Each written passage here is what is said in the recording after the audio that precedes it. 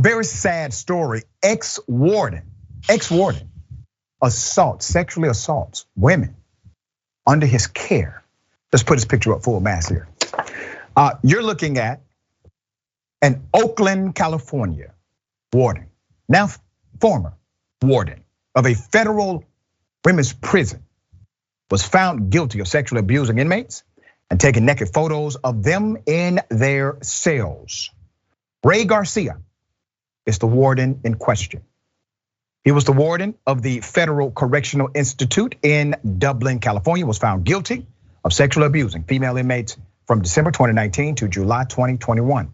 He is facing a possibility of 15 years in prison. Garcia had been placed on administrative leave before retiring and was arrested in September in 2021. Now let me say this, there is one United States senator leading investigations into prisons all across the country. As a matter of fact, he gave a testimony, a hearing today. There was testimony on record. I think they're doing the same thing tomorrow. And that's Senator John Ossoff out of Georgia, a good friend of mine. Senator Ossoff has also decided as the chair of the subcommittee investigations, the permanent subcommittee on investigations. He has decided to utilize the power of that subcommittee in order to engage in a thoughtful investigation in federal prisons all across the United States. He's already uncovered significant abuses, violations, and criminal conduct. This is the first of 5 prison employees tried for abusing inmates at the federal prison. Prosecutors say Garcia, the warden of the time, tried to keep his victims quiet with promises that he'd help them get early release. He allegedly told one victim he was close friends with the prison official responsible for investigating staff misconduct and could not be fired. According to an indictment, he said he liked to coordinate with inmates, given their lack of power, they could not ruin him. I know that sounds insensitive. I'm trying to be sensitive to the wording that was provided by the AP. Garcia was also accused of ordering inmates to strip naked as he made rounds, and of lying to federal agents who asked him if he ever asked inmates to undress for him or inappropriately touched a female inmate. He said no, he denied all allegations. Garcia testified on his own behalf. Here is an excuse he gave for taking a photo of naked inmates on all fours. He testified he opened the door. This is his testimony now, not what somebody else said about him. He testified he opened the door, digital camera in hand, and snapped a picture, expecting to catch a prisoner flushing drugs down the toilet to avoid being caught. Instead, he saw a woman on all fours and completely naked on one of the cell beds, just as the shutter clicked and on his camera. That was his excuse. He says, oh, no, this was just a coincidence. I went in there with my camera in order to film them flushing drugs down the toilet. Once again, complete violation of any known protocol within federal prisons for a warden to walk into a cell with a camera, okay? All right, Garcia's history of abuse was no secret, but he remained employed. Associated Press investigation in February revealed a culture of abuse and cover up that had persisted for years at the prison, about 21 miles, 34 kilometers east of Oakland. That reporting led to increased scrutiny from Congress and pledges from the Federal Bureau of Prisons that it would fix problems and change the culture of the prison. Tess Korth, a former Federal Corrections Institute guard at Dublin, opened up about what she knew.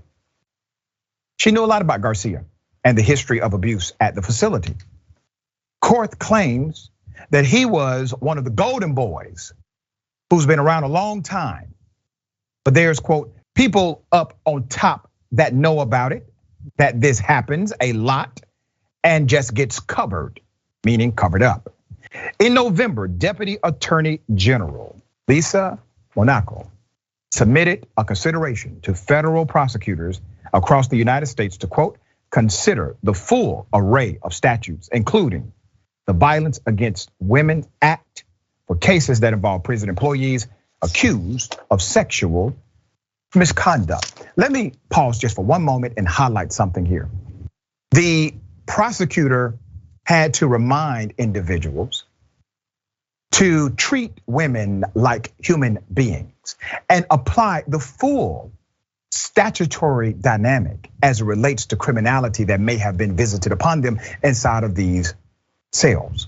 Now, why do you think that is? Why do you think they have to be reminded that the full law applies to individuals who are incarcerated? Because the culture has typically said it does not.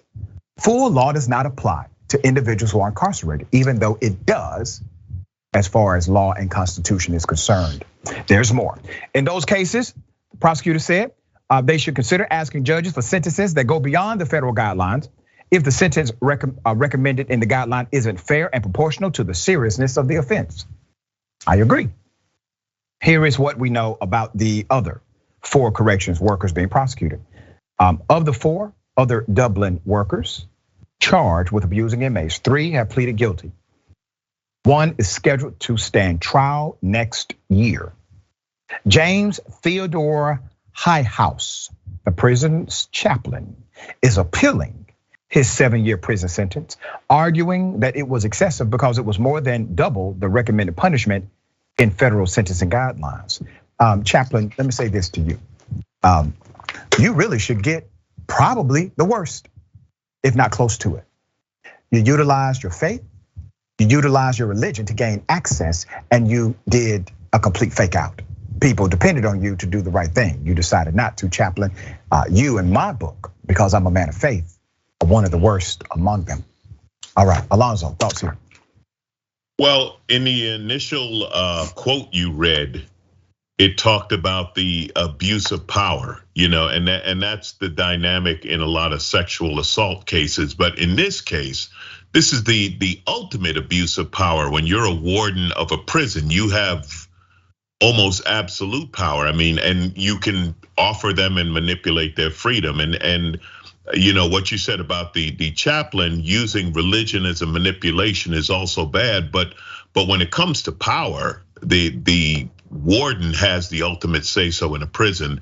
And that whole story about accidentally taking a picture, as I understand it, wardens don't do the search of prison cells for drugs. That's what the guards do. That's what there's people who work for him who do that kind of thing. And again, these guys, and it's really the comical part is when you talk about dumb criminals. Even a warden of a prison is so dumb as to keep evidence on his phone. That's the part where ooh. Yeah. So he's caught and they're gonna talk now, they're gonna point fingers and this and that. I bet there's a lot of people, they say this is a big thing involved with the, I guess, senior officials or power people in the prison. Probably gonna be a lot of them talking about making deals, like I'll talk, but let me out, this or that. That woman who was a guard who knew about it, I'm sure there were others, and they're under pressure to keep quiet. But yeah, the abuse of power, the ultimate abuse of power would be that abuse of power over a convict, over someone in the prison. And for that reason should be punished to the maximum. That's right. Like you said, people think, we forget people who are in prisons, and we certainly think they're stripped of any legal rights and quite often any human rights. And to abuse women in this situation who by any practical measure have no defense. By any practical measure, these women have no defense against this sexual abuse. So throw the book at them. Yeah, wheels of justice moving in the right direction. Multiple investigations are going to happen also in 2023 based on off-record information that I have. Hopefully it cleans up the culture of federal prisons in this country.